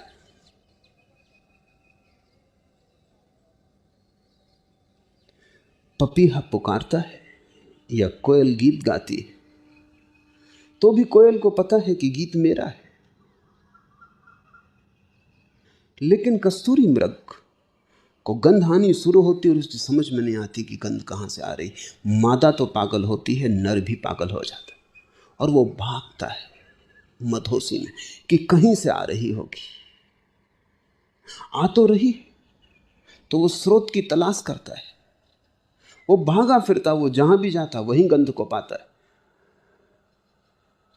वो करीब करीब पागल हो जाता है, सिर लहूलुहान हो जाता है। भागते वृक्षों में, जंगल में खोजते कहां से गंध आती, और गंध उसके भीतर से आती। कस्तूरी कुंडल बसे। कबीर ने बड़ा प्यारा प्रतीक चुना है। जिस मंदिर की तुम तलाश कर रहे हो वो तुम्हारे कुंडल में बसा है, वो तुम्हारे भीतर है, वो तुम ही हो। और जिस परमात्मा की तुम मूर्ति गढ़ रहे हो उसकी मूर्ति गढ़ने की कोई जरूरत ही नहीं, तुम ही उसकी मूर्ति हो। तुम्हारे अंतराकाश में जलता हुआ उसका दिया, तुम्हारे भीतर उसकी ज्योतिर्मयी छवि मौजूद है। तुम मिट्टी के दिए भला हो ऊपर से, भीतर तो चिन्मय की ज्योति है। मरण में होगी तुम्हारी देह, चिन्मय है तुम्हारा स्वरूप। मिट्टी के दिए तुम बाहर से हो, ज्योति थोड़ी मिट्टी की है। दिया पृथ्वी का है, ज्योति आकाश की है। दिया संसार का है, ज्योति परमात्मा की है। लेकिन तुम्हारी स्थिति वही है जो कस्तूरी मृग की है। भागे फिरते हो, जन्मों जन्मों से तलाश कर रहे हो उसकी जो तुम्हारे भीतर छिपा है। उसे खोज रहे हो जिसे तुमने कभी खोया नहीं। खोजने के कारण ही तुम वंचित हो। ये कस्तूरी मृग पागल ही हो जाएगा। ये जितना खोजेगा उतनी मुश्किल में पड़ेगा। जहां जाएगा, कहीं भी जाए, सारे संसार में भटके तो भी पा ना सकेगा, क्योंकि बात ही शुरू से गलत हो गई। जो भीतर था उसे उसने बाहर सोच लिया, क्योंकि गंध बाहर से आ रही थी। गंध उसे बाहर से आती मालूम पड़ी। तुम्हें भी आनंद की गंध पागल बनाए दे रही। तुम भी आनंद की गंध को बाहर से आता हुआ अनुभव करते हो। कभी किसी स्त्री के संग तुम्हें लगता है आनंद मिला, कभी बांसुरी की ध्वनि में लगता है आनंद मिला, कभी भोजन के स्वाद में लगता है कि आनंद मिला, कभी धन की खनकार में लगता है कि आनंद मिला, कभी पद की शक्ति में, अहंकार में लगता है कि आनंद मिला। बड़ा जंगल है। हर वृक्ष से तुम सिर तोड़ चुके हो, लहूलुहान हो, कभी यहाँ कभी वहाँ, कभी इधर कभी उधर खोजते हो और झलक मिलती है। झलक इसलिए मिलती है कि कस्तूरी कुंडल बसे। जहां भी जाओगे वहीं झलक मिल जाएगी। अब ये जरा कठिन है। जब तुम किसी स्त्री में पाते हो कि आनंद मिला, तब ठीक वही दशा है जो कस्तूरी मृग की है। आनंद तुम्हें अपने ही कारण मिल रहा है, क्योंकि कल तुम्हारा ही मन बदल जाएगा और इसी स्त्री में आनंद न मिलेगा। कल इसी स्त्री से तुम बचना चाहोगे। आज सब निछावर करने को राजी थे, कल इसकी शक्ल देखना मुश्किल हो जाएगी। अगर आनंद स्त्री से ही मिला था तो सदा मिलता, शाश्वत मिलता। तुम्हारे ही भीतर से कोई गंध उठी थी और स्त्री में प्रतिफलन हुआ था। तुम्हारे ही भीतर से उठी थी गंध और तुमने उसे स्त्री से आते हुए अनुभव किया था। स्त्री ने शायद तुम्हारे ही भीतर जो था उसकी प्रतिध्वनि की थी। कभी धन के संग्रह में, कभी अहंकार की तृप्ति में, पद प्रतिष्ठा में। मैंने सुना है एक जंगल में ऐसा हुआ।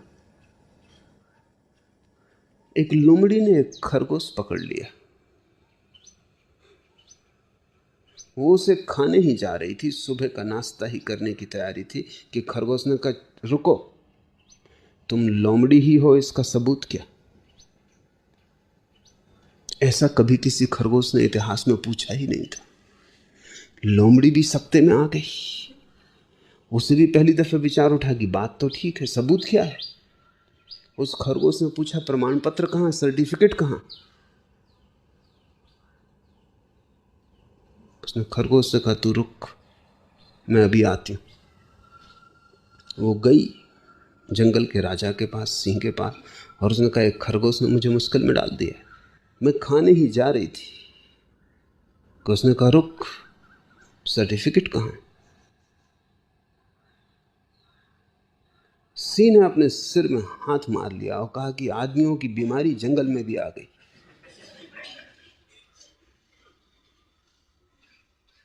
कल मैंने एक गधे को पकड़ा, वो गधा बोला कि पहले सबूत, प्रमाण पत्र क्या है? पहले तो मैं भी सख्ते में आ गया कि आज तक किसी गधे ने पूछा ही नहीं, इस गधे को क्या हो गया? वो आदमी के सत्संग में रह चुका था। सिंह ने कहा, मैं लिखे देता हूं।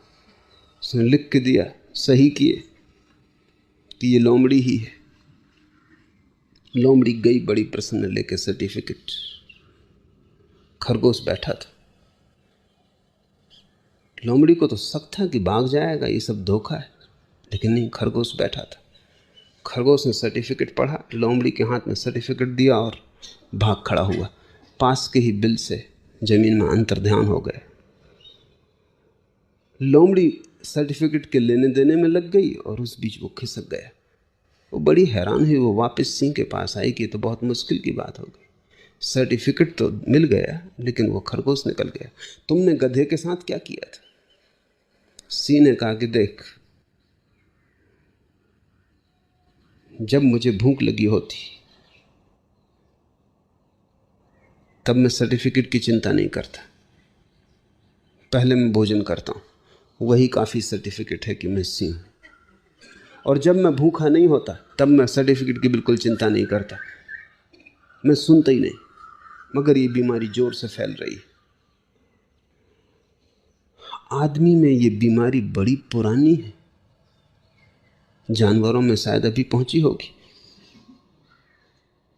बीमारी ये है कि तुम दूसरों से पूछते हो कि मैं कौन। जब हजारों लोग जय जयकार करते तब तुम्हें सर्टिफिकेट मिलता है कि तुम कुछ हो। जब कोई तुम्हें उठा के सिंहासन पर बिठा देता है तब तुम्हें प्रमाण पत्र मिलता है कि तुम कुछ हो। दूसरों से प्रमाण पत्र लेने की जरूरत है?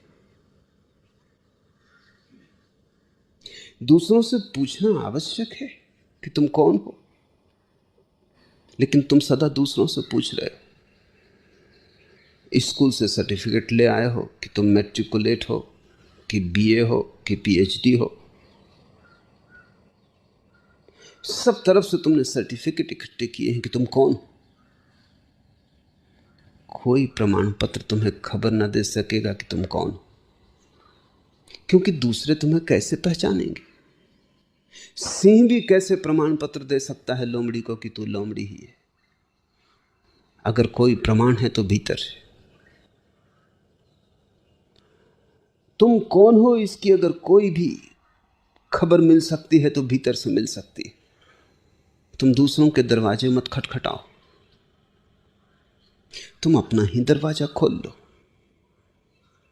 और तुम्हें दूसरों के दरवाजों पर जो भनक भी मिलेगी वो भी तुम्हारे भीतर की ही गंध की है। दूसरे के दरवाजे से टकरा के तुम्हारी ही गंध तुम्हारे नासापुटों में आ जाएगी और तुम समझोगे कि दूसरे ने कुछ दिया है। इस जगत में कोई किसी को कुछ नहीं देता, दे नहीं सकता। स्त्री सुख नहीं दे सकती पुरुष को, पुरुष सुख नहीं दे सकता स्त्री को, लेकिन एक दूसरे के आसपास खड़े होकर अपनी ही गंध की प्रतिध्वनि सुनने में सुविधा हो जाती। अकेले में तुम्हें बड़ी बेचैनी होती। अगर तुम्हें एक शून्य घर में छोड़ दिया जाए तो तुम बड़ी मुश्किल में पड़ जाते हो, क्योंकि वहां कोई दूसरा व्यक्ति नहीं जिसके माध्यम से तुम अपनी गंध को वापस पा सको। इसलिए आदमी भीड़ की तरफ जाता है।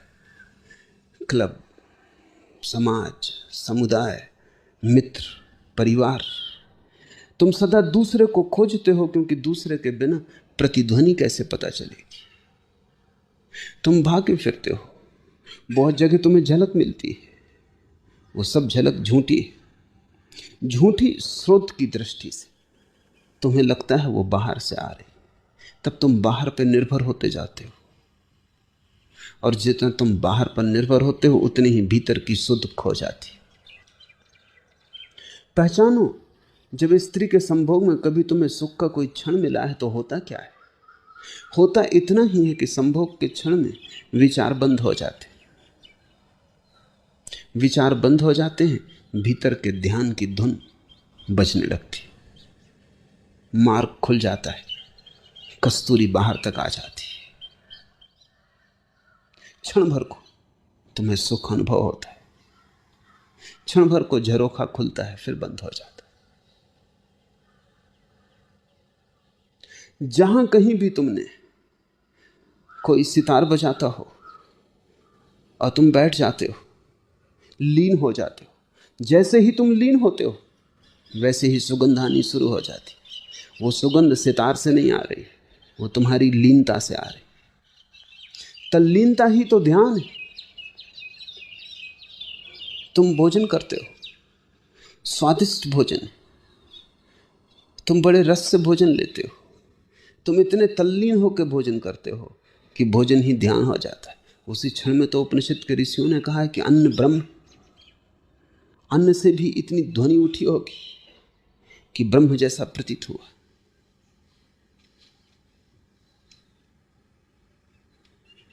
होता क्या है? समझ लो कि तुम भोजन कर रहे हो, बड़ा स्वादिष्ट है, तुम बड़े तल्लीन हो, बड़ा सुख आ रहा है, स्वाद रोए रोए में डूबा जा रहा है। तभी कोई खबर लेके आता है कि बाहर पुलिस खड़ी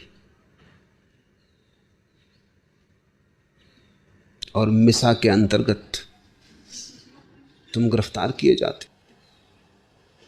तत्क्षण स्वाद खो गया, भोजन अब भी वही है, लीनता टूट गई। भोजन वही है, जीव वही है, शरीर में अब भी वही रस काम कर रहे हैं, लेकिन लीनता टूट गई। अब भोजन में कोई स्वाद नहीं, भोजन बेस्वाद हो गया। अब भोजन में नमक है या नहीं तुम्हें पता ना चलेगा। अचानक क्या बदल गया? सब तो वही है। और फिर एक आदमी भीतर आता है, वो कहता घबराओ मत, सिर्फ मजाक की थी, कोई पुलिस नहीं आई है, कोई मिसा के अंतर्गत गिरफ्तार नहीं किए गए। फिर लीनता आ गई। जो भोजन बेस्वाद हो गया था, बड़ा फासला हो गया था, वो फिर स्वादिष्ट हो गया। फिर तुम मग्न हो, तुम ही दान देते हो, तुम ही भोग करते हो, तुम ही पहले भोजन में रस डाल देते हो लीनता के द्वारा, फिर तुम ही स्वाद लेते हो। तुम ही स्त्री या पुरुष में अपनी कामना के द्वारा ध्यान को केंद्रित कर देते हो, फिर अपनी ही धुन सुनते हो। कस्तूरी कुंडल बसे। जहां भी तुमने कहीं आनंद पाया हो, स्मरण रखना कि वो तुमने ही डाला होगा, क्योंकि दूसरा कोई उपाय नहीं। धन में डाल दो तो धन में आनंद मिलने लगेगा, पद में डाल दो तो पद में आनंद मिलने लगेगा, जिस बात में भी डाल दो वहीं से आनंद मिलने लगेगा। आनंद तुम्हारा स्वभाव है, वो तुम्हारी नाभि में ही छिपा, और तुम मदमाते भाग रहे हो और वहां खोज रहे हो जहां वो नहीं, और वहां से तुम्हारी आंख बिल्कुल चूक गई है जहां वो है। तेरा जन एकाध है कोई, कोई एकाध करोड़ों में भीतर की तरफ मुड़ता है, कोई एकाध करोड़ों में इस राज को समझ पाता है कि जिसे मैं बाहर पा रहा हूं वो मेरे भीतर। इस राज की कुंजी हाथ में आते ही जीवन में क्रांति घटित हो जाती। तुम्हारे हाथ में स्वर्ग का द्वार आ गया, पहली दफा। अब कहीं खोजने की कोई जरूरत न रही। अब तो जब भी चाहा सुगंध भीतर है, स्वर्ग भीतर है। जब जरा गर्दन झुकाई, देख ली दिल के आईने में है तस्वीरें यार। अब बस गर्दन झुकाने की बात रही, धीरे धीरे तो गर्दन झुकाने की भी बात नहीं रह जाती। तुम ही हो, गर्दन भी क्या झुकानी। जहां रहे जैसे रहे वहीं आनंद फैलता रहेगा। जहां रहे जैसे रहे, सुविधा में रहे असुविधा में रहे, स्वस्थ थे कि बीमार थे, गरीब थे कि अमीर थे, जवान थे कि वृद्ध थे, जन्म रहे थे कि मर रहे थे, कोई फर्क नहीं पड़ता। तुम ही हो वो परम स्वर्ग। अब कुछ भी बाहर होता रहे, वो सब बाहर है, और भीतर अनाहत संगीत गूंज रहा है। और भीतर, उस भीतर के महासुख में जरा भी दरार नहीं पड़ती, कोई विघ्न नहीं आता, क्योंकि जो बाहर है वो बाहर है और उसके भीतर पहुंचने का कोई उपाय नहीं। एक बार तुम्हें अपने भीतर का मंदिर मिल गया और एक बार तुमने राह पहचान ली, फिर तुम्हें भटकाने का कोई उपाय नहीं, क्योंकि कोई भटका भी नहीं रहा था, तुम खुद ही भटक रहे थे। क्योंकि तुम्हें लगता था गंध आती बाहर से, और गंध छिपी थी तुम्हारी नाभि में। तेरा जन एकाध है कोई, करोड़ों में कोई एक भीतर की इस बात को पहचान पाता। अड़चन क्या है? खोजते तो सभी हैं, पाना भी सभी चाहते हैं, फिर पा क्यों नहीं पाते? कहाँ अवरोध है? कहाँ मार्ग में दीवाल आ जाती? काम क्रोध और लोभ विवर्जित, हरिपद चिन्ह सोई। इन तीन को कबीर कहते हैं काम क्रोध और लोभ। इनकी विवर्जना है, इनका अवरोध है, इनके कारण ही पहचान मुश्किल हो जाती, इनके कारण ही हरिपद को चिन्हना मुश्किल, करीब करीब असंभव हो जाता है। इन तीन को हम समझने की कोशिश करें। काम क्रोध लोभ। काम है जो हमारे पास है उससे ज्यादा पाने की आकांक्षा, जो मिला है उससे तृप्त न होना काम, जो है उससे असंतोष काम। इसलिए मोक्ष की कामना भी कामना ही है, परमात्मा को पाने की इच्छा भी काम है। धन पाने की इच्छा तो काम है ही, स्त्री पाने की, पुरुष पाने की इच्छा तो काम है ही, परमात्मा को पाने की इच्छा, मोक्ष को पाने की इच्छा भी काम। काम का अर्थ इतना ही है कि जो है उतना काफी नहीं, और अकाम का अर्थ है जो है वो काफी से ज्यादा है।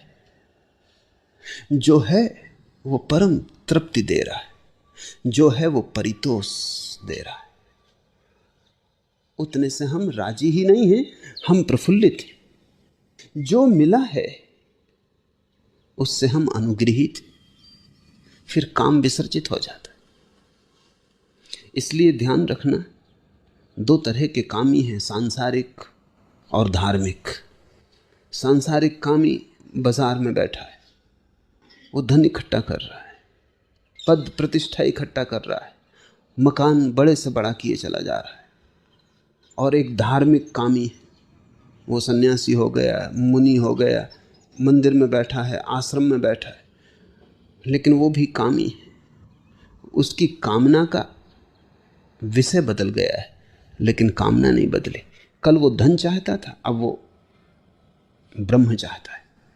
चाह बाकी है, और चाह है काम। क्या तुम चाहते हो इससे कोई फर्क नहीं पड़ता। जब तक तुम चाहते हो तब तक तनाव रहेगा, और जब तक तनाव रहेगा तब तक अवरोध रहेगा। जब तक तुम मांगते रहोगे तब तक तुम्हारी आंख बाहर लगी रहेगी। जब तक तुम चाहना से भरे रहोगे तब तक तुम भविष्य से भरे रहोगे। तुम्हारा मन दौड़ता रहेगा कल की तरफ। भीतर कैसे जाओगे? भीतर जाना तो आज और अभी होगा। बाहर जाने वाला मन हमेशा कल आने वाले भविष्य में डोलता डमाडोल रहेगा। काम भविष्य को पैदा करता है, कामना से भविष्य पैदा होता है। और जो आदमी निष्काम, वो अभी और यहीं जीता है, कोई भविष्य नहीं। ये क्षण काफी है। क्या कमी है इस क्षण? सब पूरा है,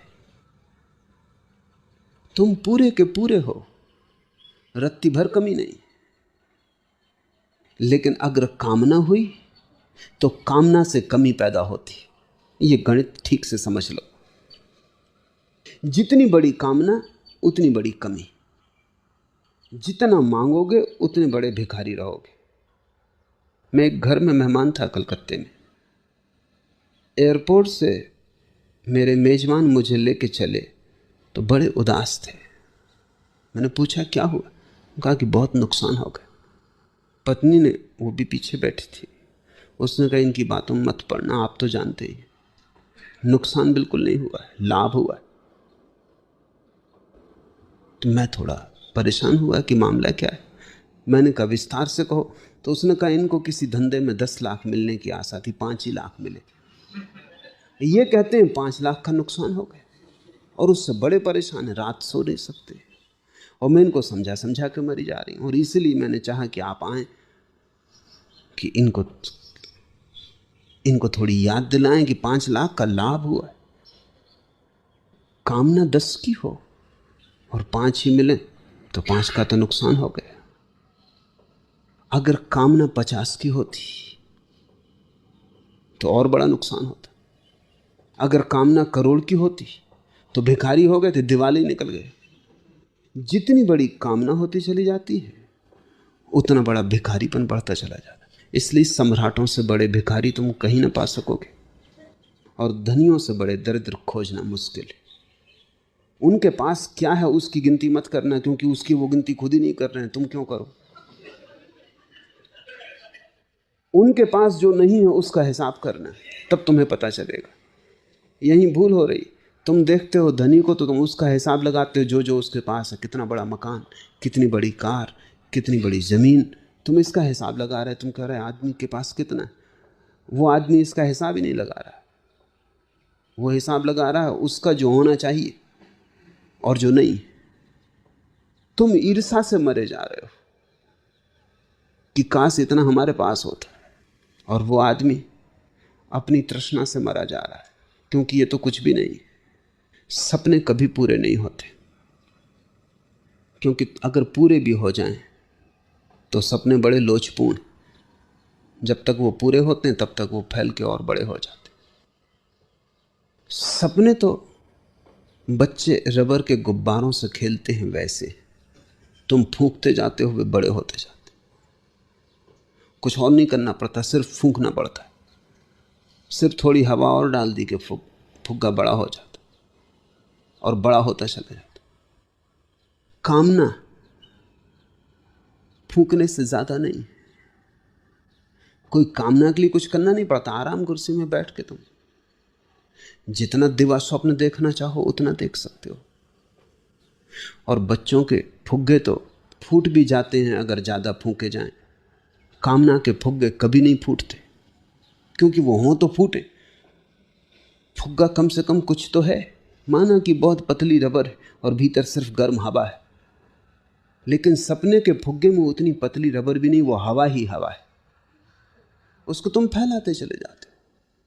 यह आकाश भी छोटा है तुम्हारे सपने से, उसकी कोई सीमा नहीं। दुनिया में 2 चीजें असीम है, एक सपना और एक ब्रह्म। बस 2 चीजें असीम, उनमें से एक है और एक बिल्कुल नहीं। फिर सपना जितना बड़ा होता है उससे तुम तुलना करते हो जो तुम्हारे पास है, बड़ी अतृप्ति पैदा होती, बड़ा असंतोष जगता है। कोई तुम्हें गरीब नहीं बना रहा है, तुम ही अपने को गरीब बनाए चले जा रहे। जिस दिन ये समझ में आया बुद्ध और महावीर को, इसलिए वो तत्क्षण राजमहल छोड़ सड़क पर खड़े हो गए। राजमहल नहीं छोड़ा, वो जो सपना था जिसके कारण गरीब से गरीब हुए जा रहे थे, वो सपना छोड़ दिया। इसलिए दुनिया में बड़ी अनूठी घटना घटती है। सम्राट दीन रह जाते और कभी कभी राह के भिखारी ने ऐसी गरिमा पाई है कि उसकी महिमा का बखान नहीं किया जा सकता। राज कहाँ है, कुंजी कहाँ है? जो तुम्हारे पास है उससे जो तृप्त है, जिसकी वासना रत्ती भर भी भविष्य की तरफ नहीं जाती, जिसने वर्तमान को काफी पाया, और काफी शब्द ठीक नहीं, काफी से ज्यादा पाया, क्योंकि काफी में थोड़ी कमी मालूम पड़ती। बस काफी, ऐसा लगता है कि कुछ और बाकी।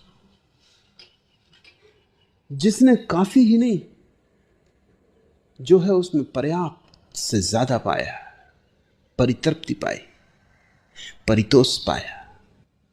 और इतना ही नहीं कि वो राजी है, वो अनुग्रहित है, वो अहोभागी है। जो मिला है उसके लिए उसके हृदय में बड़ा गहन धन्यवाद है। तो कामना टूट जाती। संतोष कामना को मिटा देता है। असंतोष कामना की अग्नि में घी की तरह पड़ता चला जाता है। संतुष्ट होना सीखो तो पहली बाधा गिर जाएगी, काम।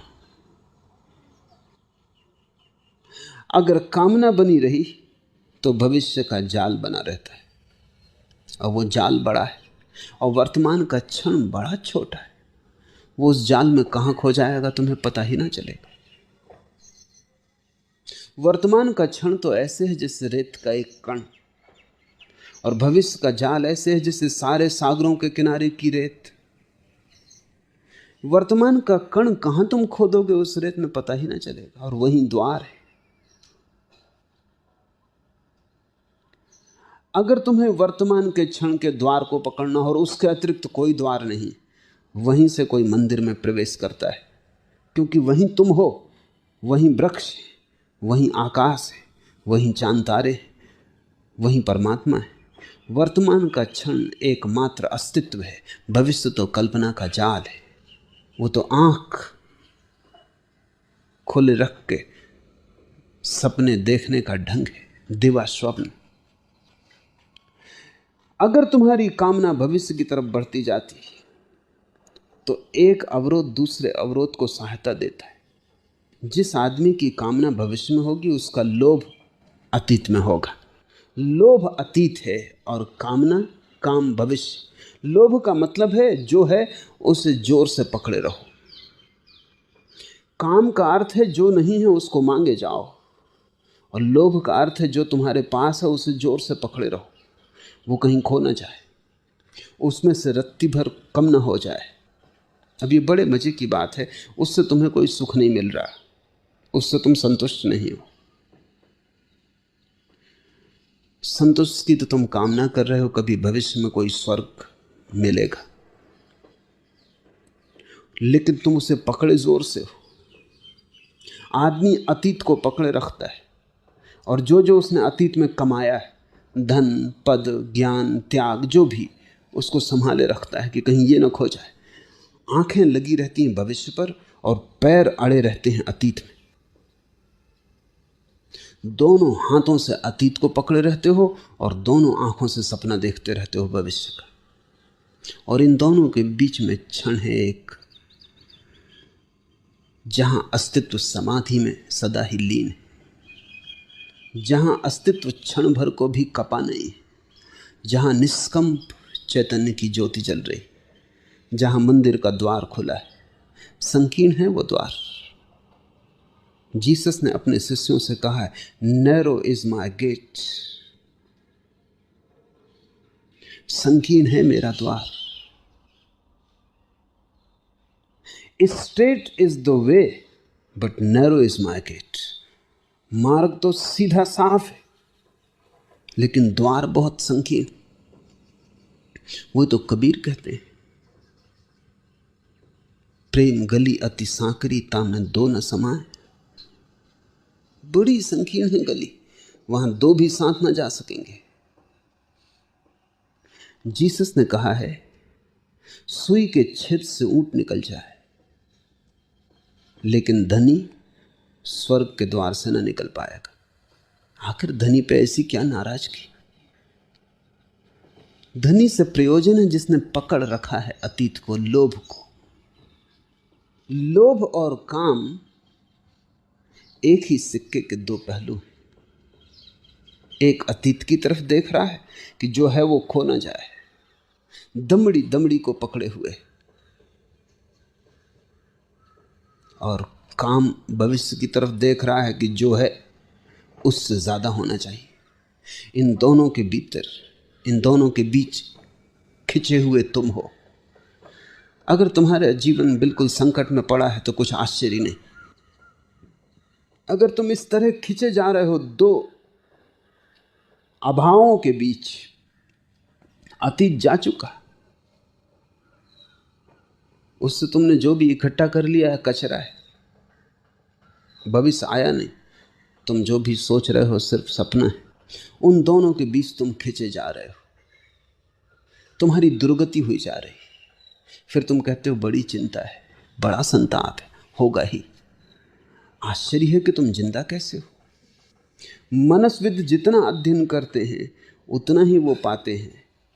पहले तो 50 साल पहले मनस्विद लिखते थे कि इतने ज़्यादा लोग पागल होते हैं। क्यों? अब वो लिखते हैं कि इतने लोग पागल नहीं होते, थोड़े ही पागल होते हैं, बाकी तो नहीं पागल होते। क्यों?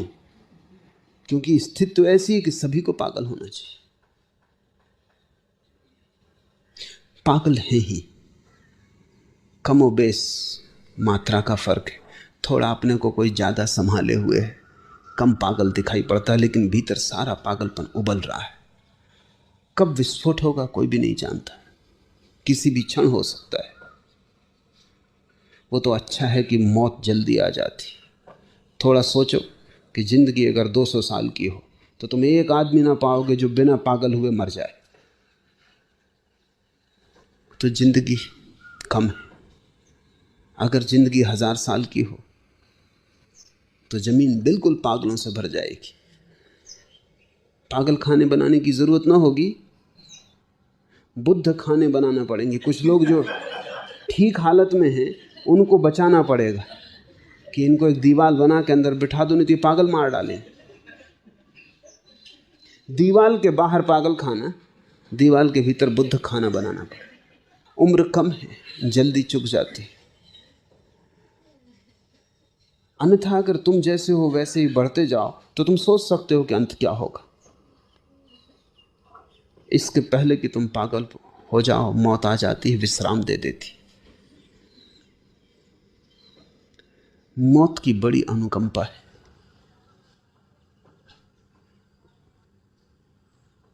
काम और लोभ, काम तो संतोष से चला जाता है, लोभ कैसे जाएगा? सिर्फ संतोष काफी नहीं। लोभ का अर्थ है तुम पकड़ते हो, तुम्हारी देने की क्षमता खो गई, तुम बांट नहीं सकते।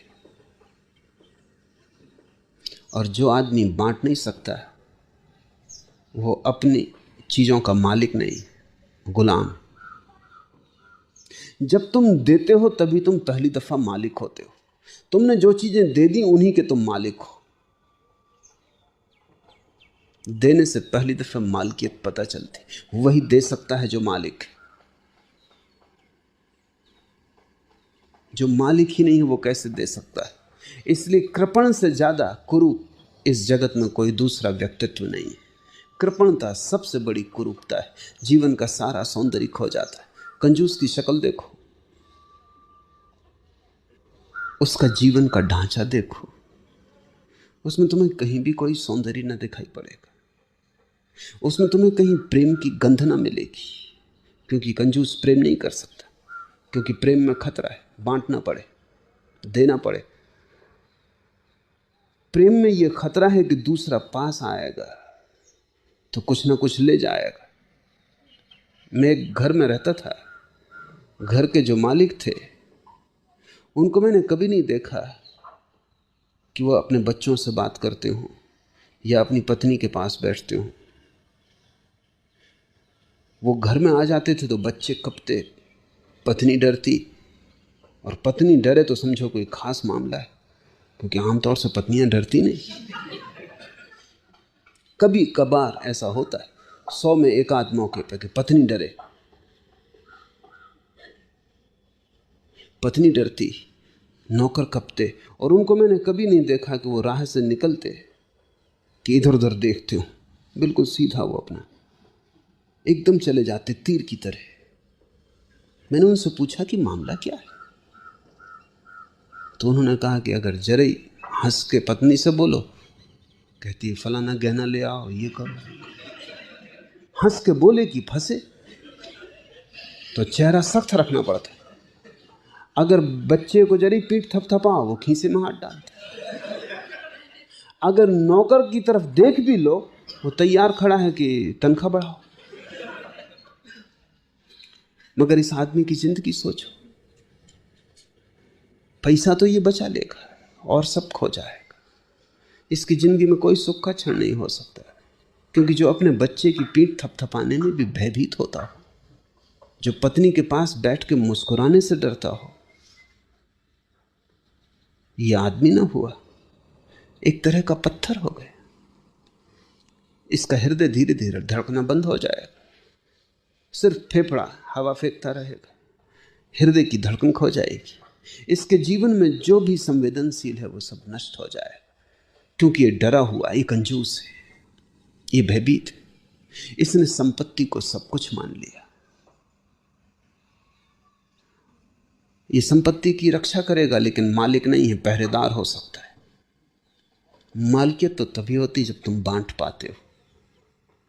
और देने की कला सीख लेना इस जगत में सबसे बड़ी कला है, क्योंकि उसी द्वार से सब कुछ आता है। जो देता है उसे मिलता है, जो लुटाता है उस पर बरसता है।